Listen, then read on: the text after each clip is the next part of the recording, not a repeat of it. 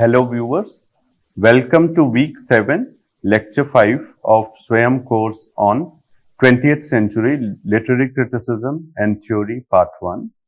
I am Ashish Kumar Pathak, assistant professor, Department of English, Banaras Hindu University. And in this lecture, I am going to talk about the American deconstruction. So what was the impact of Derrida on many of the thinkers and professors who were working in American University and particularly Yale University.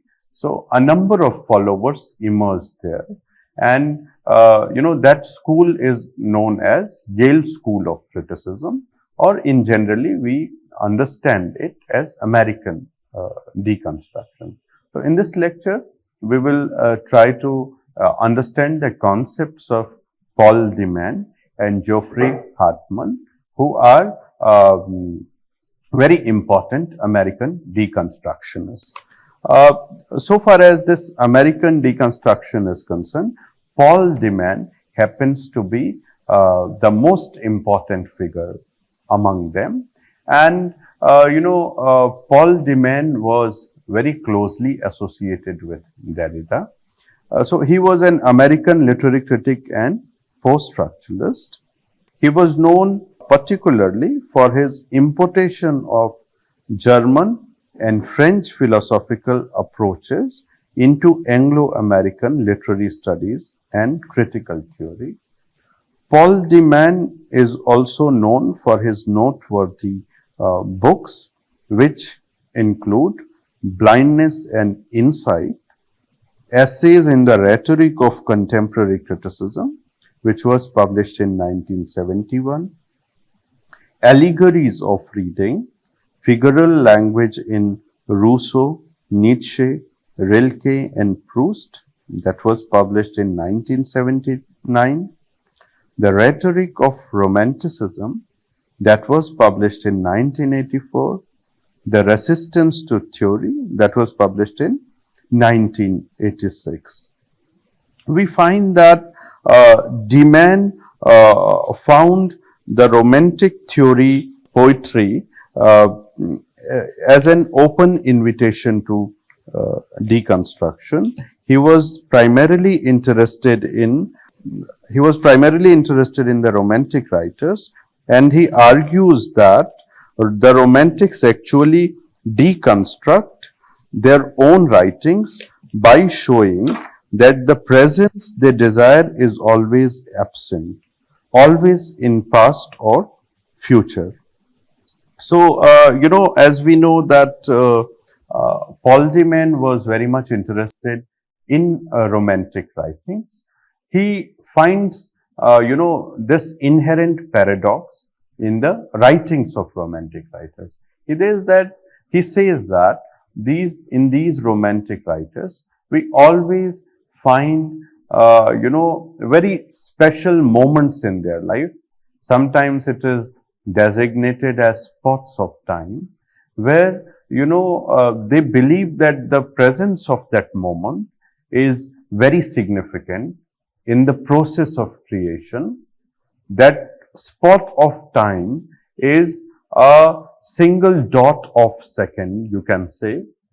It is so powerful in its impact on their psyche that it is capable of the entire experience that we read in a poem in its own color.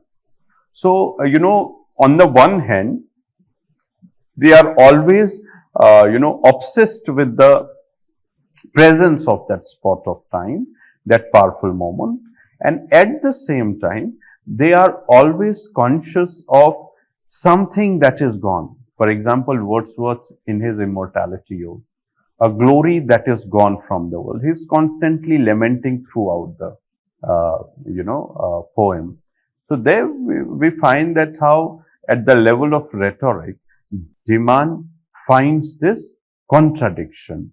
And this contradiction is something that draws his attention, right? So, Deman argues that Romantics actually deconstruct their own writings by showing that the presence they desire is always absent, always in the past or future. So, demands blindness and insight and allegories of reading are impressively rigorous works of deconstruction. Their date to Derrida is evident, but Deman develops his own terminology. The first book circles around the paradox that critics not only achieve insight through a certain blindness, they adopt a method of theory which is quite at odds with the insight it produces. So all these critics, whether it is Lukács or Blanchett or Poulet, they seem curiously doomed to say something different from what they mean to say.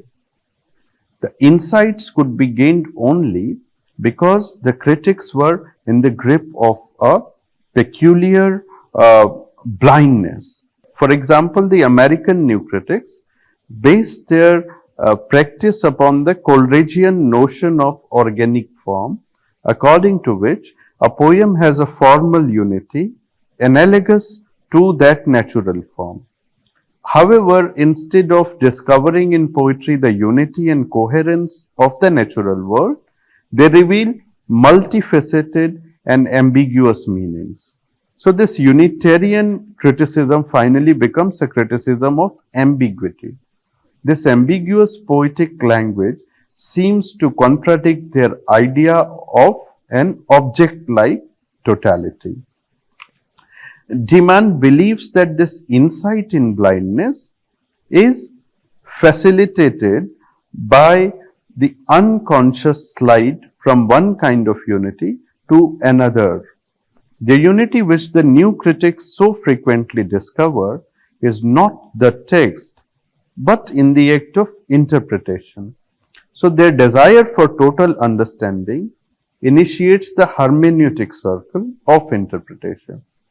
Each element in a text is understood in terms of the whole, and the whole is understood as a totality made up of the elements. So this interpretive movement is part of a complex process which produces literary form. Mistaking this circle of interpretation for the text unity helps them sustain a blindness which produces insight into poetry's divided and multiple meaning. So criticism must be ignorant of the insight it produces. Further, Derrida's questioning of the distinction between speech and writing is paralleled by his interrogation of those between philosophy and literature and between the literal and figurative. Derrida goes on to say in that way that philosophy can be philosophy only when it, ignores its own textuality. So philosophy, if it is conscious of its textuality, it cannot be philosophy. And that is a very important point that Paul Deman has taken up and he has elaborated in his work. There we find that in the previous lectures, I briefly hinted at this distinction between metaphysics and metaphor. So similarly, this distinction between philosophy and literature, and how they can be understood in that way, or how they can be understood in terms of deconstruction's philosophy. This debate between philosophers and literary writers is not a new one. It is a rather old one, right? As we have seen that how in the early days, philosophers from Plato, onwards, how philosophers have set a great store by the value of truth. And they believe that philosophy is concerned with the search for truth. But so far as literature is concerned, literature is representative of falsehood or illusion or something that is not true. However, Derrida dismantles this idea. He says that if we look at the nature of language, Language is always metaphorical. It is the tendency of nature that it cannot allow you to express any kind of truth, any kind of fact with confidence, with certainty, with determinacy. So if it is the nature of language, so even in the text of philosophy, language is working in the same way. Derrida, makes this distinction between the text of philosophy and the rhetorical text that is called the text of literature. And Paul Deman also is working on those principles while he is making these points. So, Paul Deman or Derrida, they are meaning to that if we look at the text of philosophy, there is a metaphorical sedimentation in language. Metaphors in text of literature are dominantly there. They are visible everywhere. But so far as a text of philosophy, metaphors are lying dormant there. Because consciously a philosopher is trying to grasp truth. So maybe he is trying to keep metaphors or ignore metaphors. However, metaphors are so pervasively there in language that they cannot be ignored.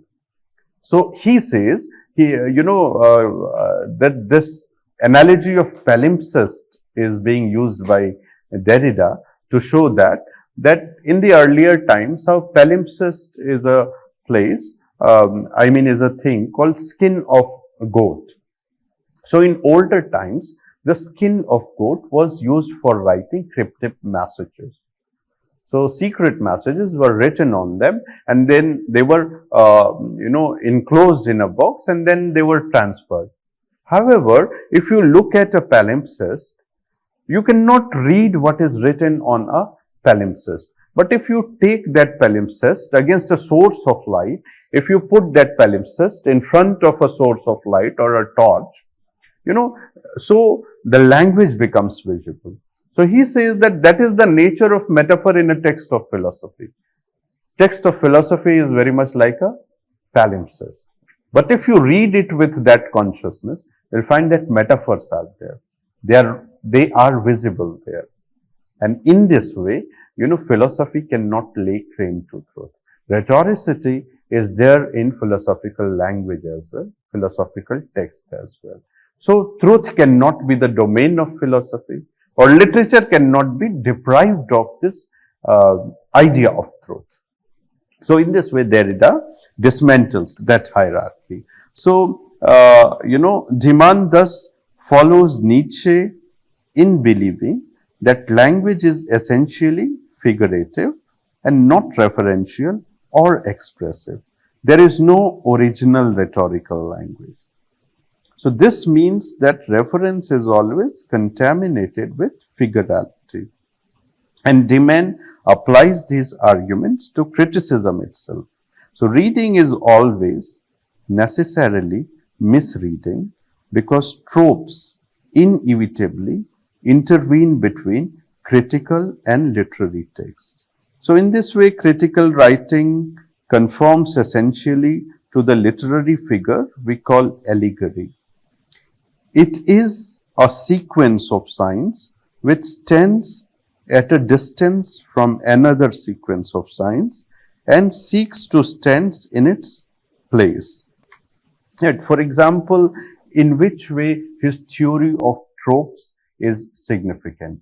He says that tropes are something which, create a kind of undecidability.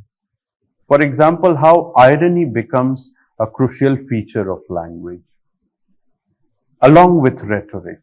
So in irony, we find that how what is being said is not intended, or what is intended is not being said.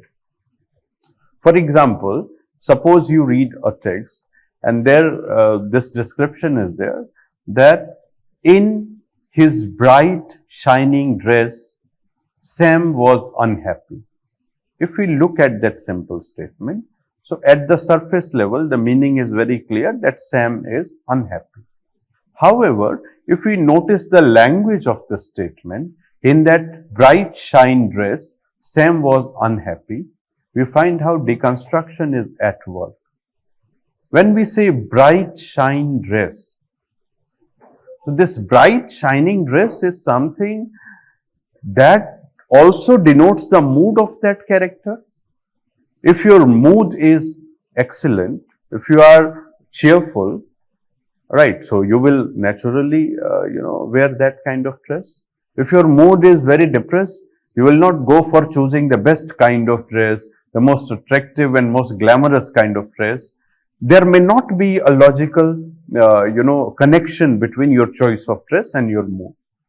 Here we find that the dress is bright, shining. Why Sam is unhappy? So the trope may be performing its function. Maybe Sam is unhappy. It may be a pretended unhappiness. Maybe from within he is happy, his mood is happy, which corresponds to the kind of dress he is wearing. But to show people, to give people a false message, he is wearing a long face. Therefore, that could be the context of writing, he is unhappy. So in this way, language works in that way. So tropes are responsible for creating this ambiguity in language. Rhetorical nature of language, it is pervasive. And in this way, De Man says that if you look at the writings of Romantic writers, these tendencies are very much evident there. So critical writing conforms essentially to the literary figure we call allegory. It is a sequence of signs which stands at a distance from another sequence of signs and seeks to stand in its place. So criticism is thus returned, like philosophy, to the common textuality of literature. Now, we come to the question that what is the point of this misreading? So, De Man thinks that some misreadings are correct, others incorrect. A correct misreading tries to include and not repress the inevitable misreadings which all languages produces. So at the center of this argument is the belief that literary texts are self-deconstructing. A literary text simultaneously asserts and denies the authority of its own rhetorical mode. So deconstruction cannot help but collude with the text's own processes. If he or she succeeds in doing so, a correct misreading can be achieved. So here we find that how De Man's refined critical procedure does not involve an actual denial of language's referential function. Rather, reference is merely placed under erasure, as Derrida has written signified under erasure. However, since texts never seem to emerge from their textuality, it is often said that American deconstruction perpetuates by other means new criticism dissolution of history. While the new critics cocooned the text in form to protect it from history, the deconstructionists swallow up history in an expanded empire of literature, viewing famines, revolutions, saucer matches, and Cheryl Truffle yet more undecidable text. So deconstruction cannot in theory establish a hierarchy of text on history, but in practice it sees only text as far as eyes can reach. Now let us talk about another American deconstructionist, that is Geoffrey Hartman. So Geoffrey Hartman was also a member of Yale School of Criticism, and his major works include The Unmeditated Vision, an interpretation of Wordsworth, Beyond Formalism, literary essays, published in 1970, The Fate of Reading and Other Essays, published in 1974, Criticism in the Wilderness, the Study of Literature Today, Saving the Text, Literature, Derrida Philosophy, in 1981, The Longest Shadow, in the Aftermath of the Holocaust, 1996. So, like Demon, Hartman also regards criticism as inside rather than outside literature. He has used this license to justify his seemingly eclectic use of other texts, literary, philosophical, popular, to underpin his own discourse. For example, at one point he writes about the harshness and strangeness of Christ's parables, which were smoothed over by the older hermeneutics. So we find that his critical writings are frequently interrupted and complicated by many imperfect references. These imperfections reflect Hartman's view that critical reading should not aim to produce consistent meaning, but to reveal contradictions and equivocations in order to make fiction interpretable by making it less readable. Since criticism is inside literature, it must be equally unreadable.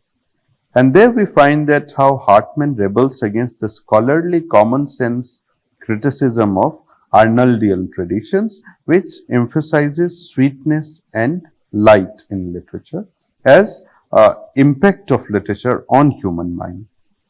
More generally, he adopts a post-structuralist rejection of science's ambition to master its subject, maybe text or psyche, by technocratic, predictive, or authoritarian formula. Hartman also questions the speculative and abstract sky flying of philosopher critic who flies too high to keep in touch with actual texts. Wordsworth's poetry has been one of Hartman's principal sites of critical practice. He both admires and fears Derrida's radical theory, welcoming criticism's newly found creativity, but hesitating before the yawning abyss of interdeterminacy which threatens it with chaos. Hartman emerges as a voyeur of the border who watches or imagines crossover and warns of dangers, as Vincent Smith says. He writes, writing is always theft or bricolage of the logos. The theft redistributes the logos by a principle of equity as the volatile seed of flowers. Writing is an act of crossing the line of text, of making it indeterminate or revealing the midi at midnight. In this way, we find that these two critics, Paul de Man and Hartman, that we have discussed, that how they very much, approach the text in the spirit of deconstruction as shown by Derrida. In week 7, you have to follow this assignment. Give 5 examples of each: locutionary act, illocutionary act, and perlocutionary act. Second, what are the basic assumptions of postmodernism? Mention 10 points. Third, explain the notions of circularity, trace, free play, supplementarity, and indeterminacy with reference to the word market. Fourth, what are different writing systems according to Derrida? And fifth, take up any sonnet of Shakespeare and attempt a deconstructionist study of the same. Thank you.